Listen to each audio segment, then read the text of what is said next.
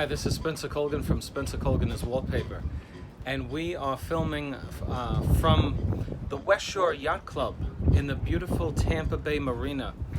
And although this is not the ideal day for boating, it is ideal for installing wallpaper on a beautiful yacht.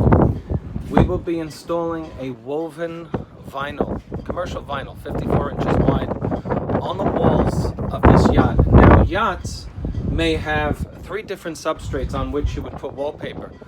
1, wood. 2, sheetrock, or 3, fiberglass. Each one will receive wallpaper. It's just the preparation that you do in order to get the wallpaper to stay varies between the different substrates. In this case, we'll be using our typical primer, which is the RX35 that we use in all of our installations. And fiberglass would actually have a different primer that we would use that would actually be more aggressive. And Romans makes that product as well. But for now, we'll just be using the RX35, the Romans Pro 999.